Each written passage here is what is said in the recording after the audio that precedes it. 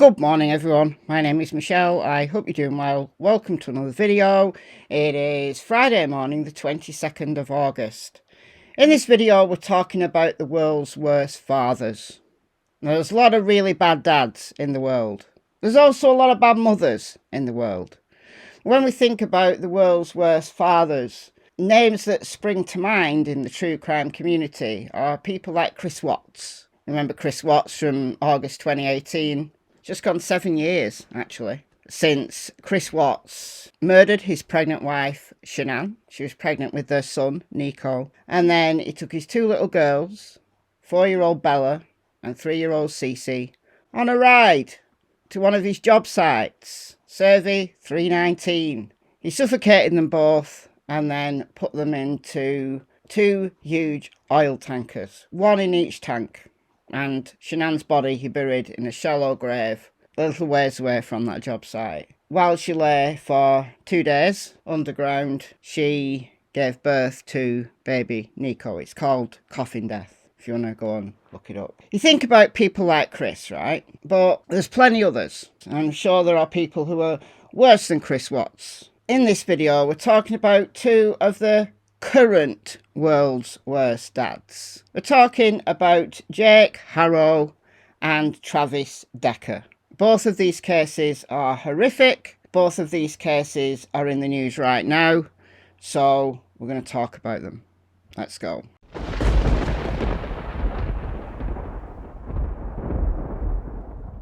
Before we get into the video, can I just ask you once again, please subscribe if you haven't already done so.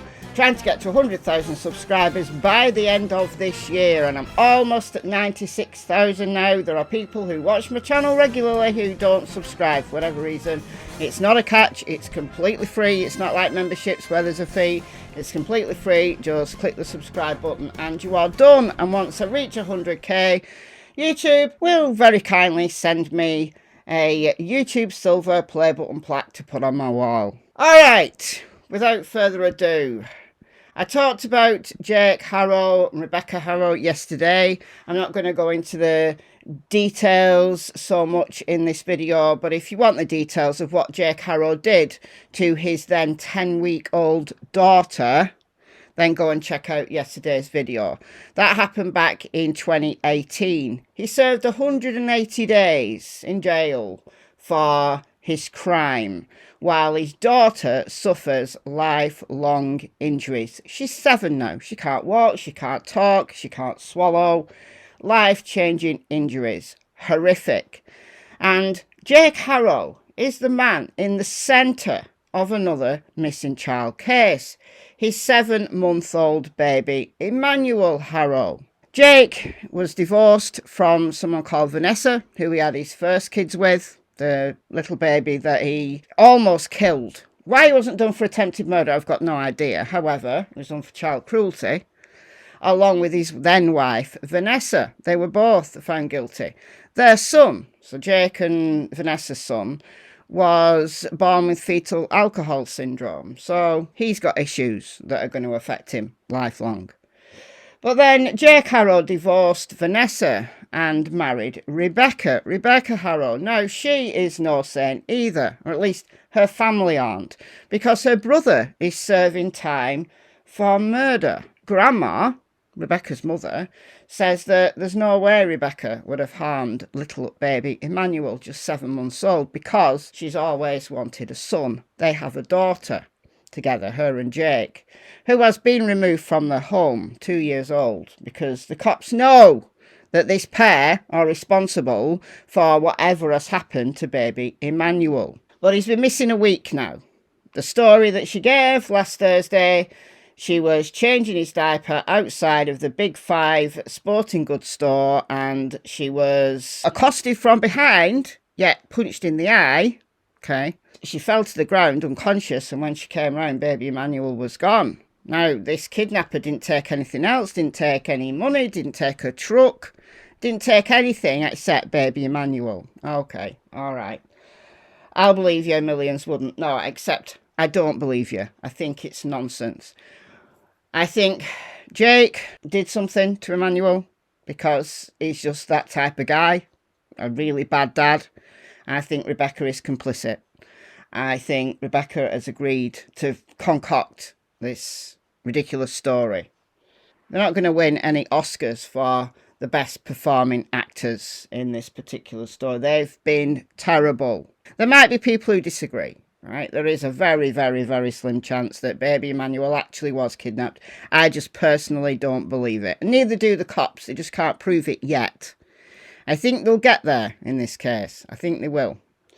So, the latest for these two lowlives, they're now claiming that they're being harassed. They've been receiving death threats, and there's people outside their house with banners and shouting obscenities to them. So we're going to read this from News Nation. Jake and Rebecca Haro say they called 911 on Wednesday night, 2 days ago now, after strangers came onto their property, stole things from their porch and banged on their door. Police are still looking for 7-month Emmanuel, as we know, who was reported missing on August the 14th. It's a bit of a circus outside the house. There's a lot of media there, but there's also a lot of TikTokers and all kinds of pseudo-interested people and unsavoury types. News Nation senior investigative producer Alison Weiner told Elizabeth Vargas Reports. These people are walking onto the lawn, they're walking up to the house, they're banging on the door. I saw some of that behaviour. So basically, this case has generated a lot of emotional people. Weiner says Jake Haro is very frightened. I bet his 10-week-old daughter was very frightened as well when she was basically knocked into a brain hemorrhage at 10 weeks old. I bet baby Emmanuel was scared when he was quote-unquote kidnapped. Very frightened. When they leave the house, everybody ran after their car. Police say Rebecca Haro declined to be interviewed further when they questioned inconsistencies in the story about Emmanuel's disappearance, and that detectives haven't been able to rule out foul play. They know. Jake Haro's attorney told Banfield News Nation on Tuesday, played some of that interview in yesterday's video, that Haro wants to cooperate with police and has handed over all his electronic devices and passwords. He'd have had to hand those over anyway. They'd have just got search warrants. He's on probation anyway. He's got to hand these stuff over, like his vehicle, his belongings. If the police ask, he's got to do it. So he's not doing it of his own free will, and there's not going to be anything on those anyway. He's not going to be really stupid to detail the abuse of his son and potentially what happened to him on his phone. The attorney told News Nation that Rebecca Haro, who he is not representing, agreed to a lie detector test if her lawyer could be present, and that both parties could not agree on terms. Jake Haro's attorney has gone into hiding, fearing for his own life and death threats. No way. The sister of missing 7-month-old Emmanuel, Promise Faith, was badly injured at 10 weeks old, as we know. Jake Haro pled guilty to willful child cruelty. Why this wasn't attempted murder? He should have been in prison. He shouldn't have been able to have any more children. Like, after he did that horrible thing to his daughter in 2018, he went on to have 2 more children. 7-month-old baby Emmanuel and the sister, the 2-year-old sister who's now been removed from the home. At least 2. There may be more children out there fathered by Jake Haro. I don't know. That's 2 that I know about. Look, regarding this harassment, I get it. I absolutely get it. But don't make them into victims, because bleating and they get people feeling sorry for them and all the rest of it. You know, don't trespass, don't harass them. You can protest, but yeah, anyway. Let's turn over to Travis Decker. He was in the news in June. Terrible, terrible dad. Now, this guy, Travis Decker, separated from his wife. Are they divorced? I can't remember whether they're divorced or not. And they've got 3 daughters. Beautiful little girls. And Travis Decker had only very limited access to these 3 girls because of his living situation. Like, nobody thought that he'd harm them, I don't think, but his living situation wasn't conducive to him sharing custody, having the girls overnight, that sort of thing. But he could have unsupervised visitation. So this particular night, it was a Friday night, he took the girls, like early evening, was going to have them back by 8 p.m. Once they didn't come back, Their mother waited a while, then she called the cops and a search was on. Then on Monday, June the 2nd, the 3 little girls were found at the Rock Island campground, which is right here. Washington State, this is. And this Rock Island campground is in the middle of absolutely nowhere. But this is where the 3 sisters were found. Their bodies were found. And Travis is on the run. Now, he's an ex-soldier, so he does have some survival skills. Personally, I think he's dead. Now, there have been sightings. I've been putting sightings on here. I think there's been another one that I've probably not put on, but there was a sighting here, a sighting here. These are just like alleged sightings. They may not have been him. I think there was a more recent one that I just haven't put on. But he's a fairly nondescript kind of guy. You know, there's going to be a lot of guys out there who look like him. So whether these are genuine sightings and he's been able to survive in the wild for over 2.5 months, if he planned it, maybe he's got supplies out there. I don't know. Personally, I think he's dead, but I hope he's alive and I hope he faces justice. But the latest in that case, I'm going to read this from ABC News, is that there's been new DNA analysis released. And this is horrific. He's a terrible dad. He murdered these 3 little girls, took them to the Rock Island campground and murdered them by suffocation, putting plastic bags over their heads. Peyton, who was 9, Evelyn, 8, and Olivia, 5, were found dead on June 2nd after they left home for a planned visit on May the 30th. Court documents obtained by ABC News in June revealed there were plastic bags over the heads of each girl and their wrists were zip-tied, but a new press release from officials on Monday, a few days ago now, provided new details about how the children were found. Look at those faces. How could you possibly harm these 3 little angels? They're beautiful little girls. Horrible, horrible dad. Horrible dad. It's just beggars belief. 2 of the victims each had 2 separate bags over their heads, and the 3rd victim had 3 separate bags over their head. So there was 2 plastic bags over each girl's head, but one had 3 plastic bags over her head. Several cable ties were located on the ground in the immediate area of the bodies. Just horrific. Can you imagine the fear in their last moments? Wouldn't have been quick.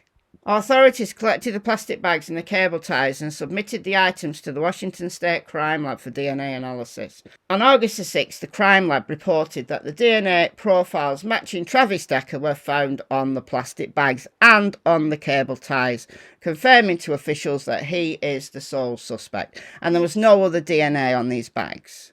So he'd handled them. He'd put the multiple bags on each girl's head. There's no one else involved. There was always that slim chance that the girls were murdered by someone else, maybe who had beef with Travis, and then they took Travis off somewhere and, I don't know, shot him or whatever. But why would they? If they had a problem with Travis and they wanted to kill his girls, well, wouldn't they just leave his body there as well? I've always thought that that particular theory, whilst it was technically possible, was very, very unlikely, given what we know about Travis Decker's vulnerable mental state. Completion of this DNA analysis provides additional evidence that indicates Travis Decker is the only suspect involved in committing these homicides, officials said. DNA matching the 3 daughters was also located on the plastic bags, as you would expect. On June the 9th, an autopsy determined the girl's cause of death to be suffocation. Horrible way to die. Horrible way to die. In July, officials said that the bloody handprint located on the tailgate of Decker's vehicle, which was discovered near the girls' bodies, also matched the father's DNA profile. So he's bleeding. What had he done to himself? I don't know. But how had he got away? Because his truck was right there. Did he have another truck waiting? Maybe, possibly. I don't know. Again, I think he's dead out in the wilderness somewhere. The new announcement from officials comes a month after they said they were scaling back the search efforts to find Decker due to a reduced footprint and a decrease in leads and tips. The Sheriff's Office confirmed on Monday that Decker's whereabouts remains unknown and that they do not have any evidence to suggest Travis Decker is either alive or deceased. It's Schrodinger's cat all over again. If you know a little bit about physics, you'll know what I mean. The Chelan County Sheriff's Office said it's continuing to work with local, state and federal law enforcement partners to coordinate continued search efforts. In July, Chelan County Sheriff Mike Morrison told ABC News that officials remain hopeful they will find Decker, but are aware this hunt could be a long haul. We could be in a fight for 5, 10, 20 years. I certainly hope we're looking at a couple of weeks and it closes out, but it could be a long time and we are committed to staying with it. The US Marshals is still offering a reward of up to $20,000 for information leading directly to Decker's arrests. Anyone who sees Decker or knows of his whereabouts should call 911 immediately, not contact or approach him. He's currently wanted on 3 counts of first-degree murder and 3 counts of kidnapping. He's considered armed and dangerous.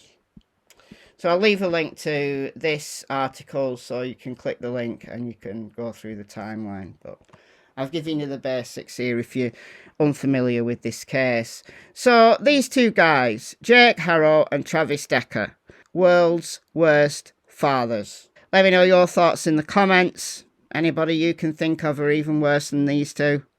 Let me know. I'll see you in the next video. Bye guys.